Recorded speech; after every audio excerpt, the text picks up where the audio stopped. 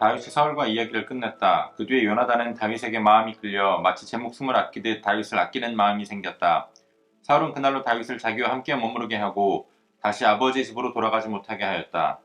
요나단은 제 목숨을 아끼듯이 다윗을 아끼어 그와 가까운 친구로 지내기로 굳게 언약을 맺고 자기가 입고 있던 겉옷을 벗어서 다윗에게 주고 칼과 활과 허리띠까지 모두 다윗에게 주었다. 다윗은 사울이 어떤 임무를 주어서 보내든지 맡은 일을 잘 해냈다.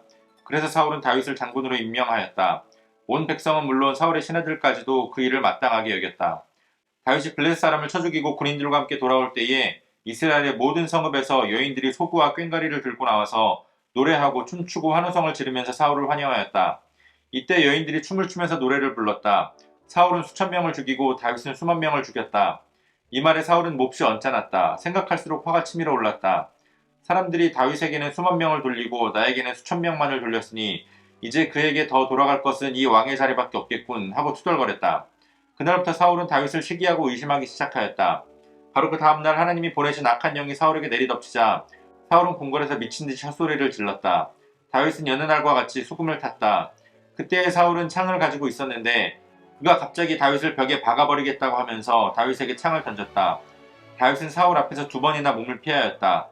주님께서 자기를 떠나 다윗과 함께 계시는 것을 안 사울은 다윗이 두려워졌다. 그래야 사울은 다윗을 천부장으로 임명하여 자기 곁에서 떠나게 하였다. 다윗은 부대를 이끌고 출전하였다. 주님께서 그와 함께 계셨기 때문에 어디를 가든지 그는 항상 이겼다. 다윗이 이렇게 큰 승리를 거두니 사울은 그것을 보고 다윗을 매우 두려워하였다. 그러나 온 이스라엘과 유다는 다윗이 늘 앞장서서 싸움터에 나가는 것을 보고 모두 그를 좋아하였다. 아멘. 6월 6일 월요일 오늘의 매일 성경 본문 말씀은 사무엘상 18장 1절로 16절까지의 말씀입니다. 다윗이 골리앗을 물리쳤습니다.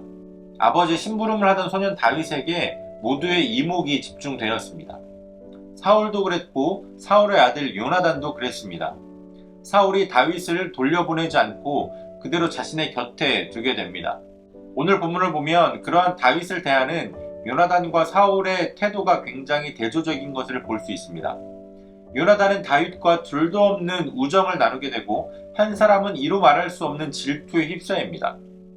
하나님도 물론 자신을 질투하시는 하나님이다 라고 표현하시기는 하지만 하나님이 말씀하신 질투는 우리가 느끼는 그러한 질투의 감정과는 결이 다른 것입니다. 우리가 느끼는 이 질투의 감정은 그 밑바닥에 자족할 줄 모르는 욕심이 담겨 있습니다. 따라서 우리가 이런 질투의 감정을 이겨내려면 우리를 지으신 하나님을 신뢰하고 또 내게 주신 은혜가 족하다라고 하는 고백이 있어야 합니다. 요즘 유행하는 노래 가운데 부럽지가 않으라고 하는 노래가 있습니다. 그 노래의 가사를 살펴보면 이런 가사가 나옵니다. 너한테 10만 원이 있고 나한테 100만 원이 있어. 그러면 너는 내가 상당히 부럽겠지, 짜증나겠지. 그런데 나는 과연 너 때문에 행복할까? 내가 더 많이 가져서 만족할까? 아니지. 세상에는 1000만 원을 가진 놈도 있는 거야. 그러면 나는 그 놈을 부러워하겠지, 짜증나겠지. 이러한 가사입니다. 이 노래의 가사처럼 우리가 가진 것의 많고 적음으로 우리 행복의 척도를 삼는다면 우리는 결코 행복해질 수가 없습니다. 끊임없이 비교와 또 그 비교로 인한 질투에 빠지게 될 겁니다.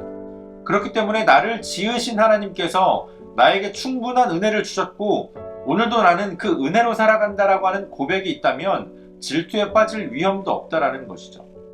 그래서 사실 다윗과 다윗을 대하는 이 두 사람, 사울과 요나단을 생각해보면 누구보다도 다윗을 질투해야 할 사람은 바로 요나단이었습니다.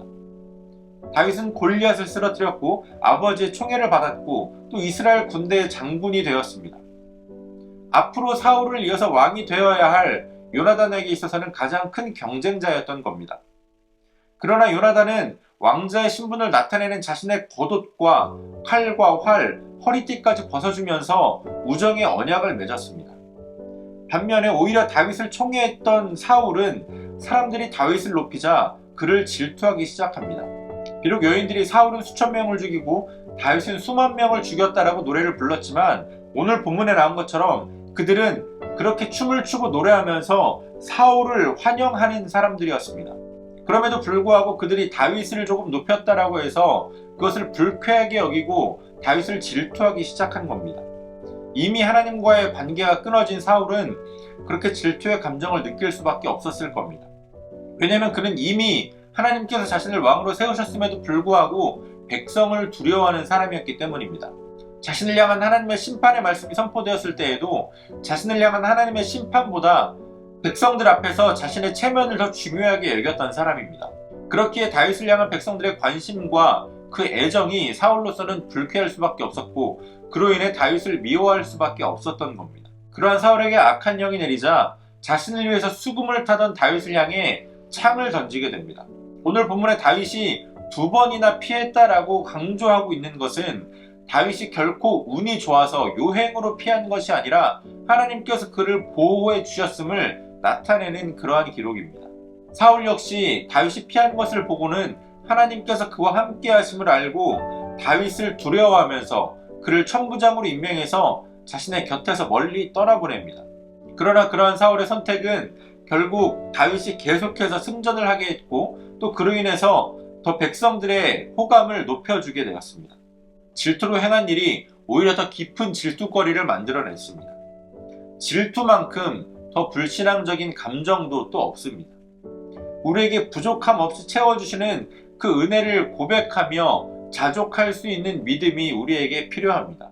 우리에게 익숙한 찬송가의 가사처럼 오늘 우리에게 주신 복을 세어보면서 또 아까 소개드린 노래 제목처럼 부럽지가 않어 라고 말할 수 있는 저와 여러분들이 되어주시기를 소원합니다. 오늘 우리에게 주신 본문의 말씀을 몇 차례도 읽으시면서 여러분들에게 개별적으로 깨닫게 하시는 하나님의 말씀을 묵상하시고 각자의 기도로 오늘의 묵상을 마치도록 하겠습니다.